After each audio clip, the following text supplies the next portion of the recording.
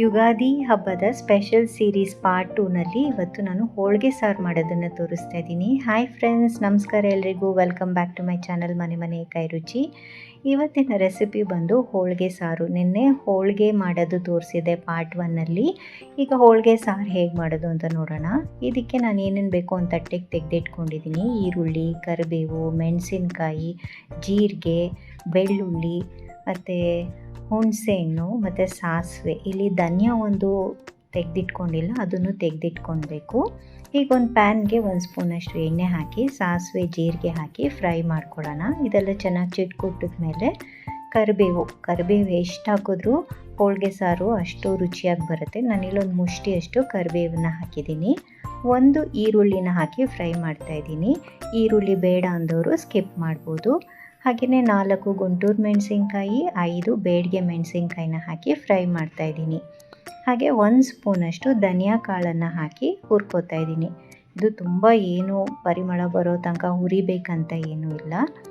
ಈಗ ಇದಕ್ಕೆ ನಾನು ಒಂದು ಚಿಕ್ಕ ಲೋಟದಷ್ಟು ಬೇಳೆ ಕಟ್ಟು, ಹೋಳಿಗೆ ಮಾಡುವಾಗ ಬೇಳೆ ಬೇಯಿಸ್ಕೊಂಡಿರ್ತೀವಲ್ವ, ಆ ಕಟ್ಟು ಹಾಕಿ ಈ ಮೆಣಸಿನ್ಕಾಯಿ ಎಲ್ಲ ಸಾಫ್ಟ್ ಆಗೋವರೆಗೂ ಬೇಯಿಸ್ಕೋಬೇಕು. ಬೆಳ್ಳುಳ್ಳಿ ನಾನು ಒಗ್ಗರಣೆಗೆ ಹಾಕೋದು ಮರ್ತಿದ್ದೆ, ಅದನ್ನು ಸಹ ಈಗ ಹಾಕಿ ಬೇಯಿಸ್ಕೊಂಡಿದ್ದೀನಿ. ಈಗ ನೋಡಿ ಮೆಣಸಿನ್ಕಾಯಿ ಎಲ್ಲ ಚೆನ್ನಾಗಿ ಸಾಫ್ಟ್ ಆಗಿದೆ. ಈಗ ನಾವು ಹೋಳಿಗೆಗೆ ಹೂರ್ಣ ರುಬ್ಕೊಂಡಿರೋಂಥ ಮಿಕ್ಸಿ ಜಾರ್ನೇ ನಾವು ಬಳಸಬೇಕಾಗತ್ತೆ. ಅದಕ್ಕೆ ಈ ಬೇಯಿಸ್ಕೊಂಡಿರೋಂಥ ಮಸಾಲೆ ಪದಾರ್ಥನೆಲ್ಲ ಹಾಕಿ ಸ್ವಲ್ಪ ನೀರನ್ನು ಹಾಕಿ ನುಣ್ಣಗೆ ರುಬ್ಕೊಳ್ಳೋಣ. ಆ ಹೂರ್ಣದಲ್ಲಿರೋ ಸ್ವೀಟ್ನೆಸ್ಸು ಈ ಮಸಾಲೆ ಒಟ್ಟಿಗೆ ಸೇರಿ ಒಂದು ಒಳ್ಳೆ ಫ್ಲೇವರ್ ಕೊಡುತ್ತೆ ಈ ಹೋಳಿಗೆ ಸಾಂಬಾರಿಗೆ.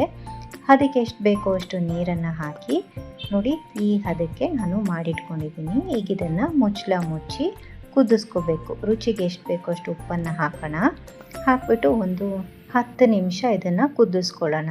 ಚೆನ್ನಾಗಿ ಕುದಿ ಬಂದಮೇಲೆ ಈಗ ಇದನ್ನು ಒಂದ್ಸಲ ಮಿಕ್ಸ್ ಮಾಡಿಕೊಂಡು ಇದಕ್ಕೆ ಚಿಕ್ಕದಾಗಿ ಸಾಸಿವೆ, ಕರಿಬೇವು ಮತ್ತು ಮೆಣಸಿನ್ಕಾಯ್ದು ಒಗ್ಗರಣೆ ಹಾಕ್ತಾಯಿದ್ದೀನಿ. ಹಬ್ಬದ ದಿನ ಈರುಳ್ಳಿ ಬೆಳ್ಳುಳ್ಳಿ ತಿಂದೇ ಇರೋರು ಇದನ್ನು ಸ್ಕಿಪ್ ಮಾಡಿಕೊಂಡು ಶುಂಠಿ ಹಾಕ್ಕೊಂಡು ಸೇಮ್ ಮೆಥಡ್ನ ಫಾಲೋ ಮಾಡಿದ್ರೆ ಹೋಳಿಗೆ ಸಾರು ರೆಡಿ ಆಗುತ್ತೆ. ಟ್ರೈ ಮಾಡಿ, ಹೇಗೆ ಬಂತು ಅಂತ ಖಂಡಿತ ಕಮೆಂಟ್ ಸೆಕ್ಷನಲ್ಲಿ ತಿಳಿಸಿ. ಹಾಗೆಯೇ ಈ ವಿಡಿಯೋ ನಿಮ್ಗೆ ಇಷ್ಟ ಆಗಿದ್ದಲ್ಲಿ ಪ್ಲೀಸ್ ಲೈಕ್ ಮಾಡಿ, ಶೇರ್ ಮಾಡಿ ಮತ್ತು ಸಬ್ಸ್ಕ್ರೈಬ್ ಮಾಡಿ. Thank you for watching.